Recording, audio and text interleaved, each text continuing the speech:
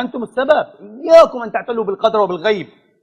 والله شاء والله ما شاءش، الكلام الفارغ هذا كلام الأمم المنحطة الضعيفة الواهنة الفاشلة التي أدمنت الفشل، استمرأته، استعذبته، تعشق الفشل يا أخواني، تحب أن تنتجه وتعيد إنتاجه ب1000 صورة ولون، تلوين جديدة كل ساعة وكل حين. لا لا لا، الناجح لا يؤمن بهذا المنطق أبدا. قبل جان بول سارتر الفيلسوف والأديب الوجودي الأشهر ربما في القرن العشرين، أبو حامد الغزالي، في إحياء علوم الدين قال عبارة من أروع ما يقول. هذه العبارة ملخصها أيها الإخوة: نحن مجبورون على أن نكون مختارين. الله خلقنا هكذا، لم نشأ أن نختار، هو خلقنا الكائن المختار.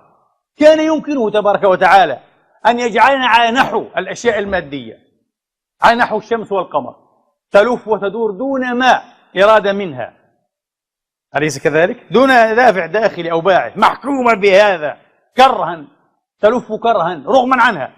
لكن نحن لا، نحن نسجد أو نكفر أيها الإخوة، نتواضع أو نتشامخ، نؤمن أو نلحد، نعبد أو نجدف، باختيارنا، باختيارنا. الله شاء أن يخلقنا هكذا، إذا نحن مجبورون على أن نكون مختارين. ماذا قال جان بول سارتر؟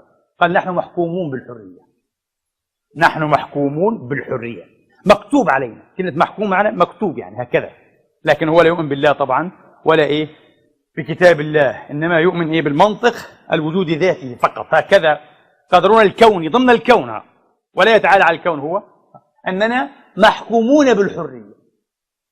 يقول الشيء الوحيد الذي لا خيار لنا فيه هو أن نكون مختارين، هذا لا خير لك. إذا أنت مجبور في شيء فقط، هذا هو الشيء اللي أنت مجبور فيه، أنه ملكاش خيار أن تكون مختارا. نفس مفهوم أبي حامد الغزالي، لكن كله من منطلق رؤيوي مختلف، ذاك منطلق إيماني وهذا منطلق وجودي، لكن نفس الشيء، أنت محكوم بالحرية. قدرك أن تكون كائنا مختارا، لابد أن تختار في كل مرحلة. إياك أن تدع غيرك يختار عنك، لأنك ستخسر نفسك، ستخسر إنسانيتك.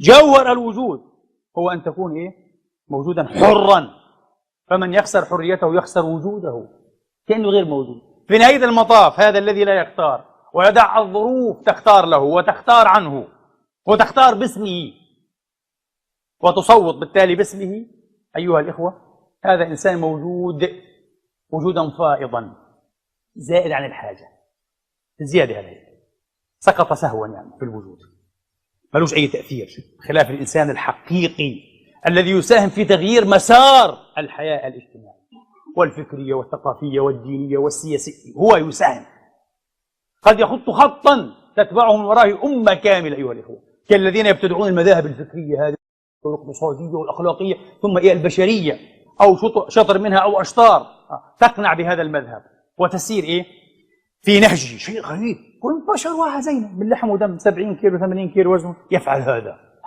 هذا هو الإنسان، هذا لا يمكن أن يقال إنه سقط سهوا أو وجوده وجود زائد أو فائض عن الحاجة. بلغة سيرن كيركيغو أب الوجودية المؤمن الدنماركي، إما أو، هذا كتابه الأشهر، إما أو، عليك أن تختار إما هذا أو هذا، دائما دائما في كل شيء إما هذا أو هذا. ويشبه الإنسان في هذه الحالة بربان السفينة. السفينة تمضي في البحر على طيتها عامدة، لكن في مرحلة معينة على الربان أن يختار إما أن يسيرها في هذه الجهة أو في تلك. عليه أن يختار الآن، إن تركها ستمضي أيها الإخوة في وجهتها من تلقائها. وفي النهاية يقول كيركيغو قد يصل هو ومن معه بالسفينة إلى لحظة لا تكون لديه متاحة فرصة إما أو، انتهت. يقول خسر نفسه لأن غيره اختار عنه. تعرفون ما الذي اختار؟ القدر، السفينة والريح وكذا هم الذين اختاروا. لم يتدخل هنا الوعي، الإنسان الهادف. هنا تركنا هذه الأقدار تختار وخسرنا أنفسنا في هذه المرحلة. وصلنا إلى مرحلة ليس فيها إما أو، انتهى خلاص. هذه فرصة تجربة. على فكرة بالضبط هذا هو جوهر فلسفة الابتلاء الدينية. خلق الموت والحياة ليبلوكم أيكم أحسن عملا. ابتلاء،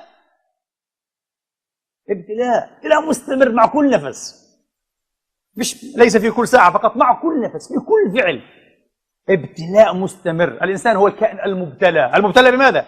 بحريته، والمسؤول على وفاق هذه الحرية، على وفاق هذه كفاء ما أوتي، كفاء ما أوتي. فأنت محكوم بالحرية، عليك أن تختار دائما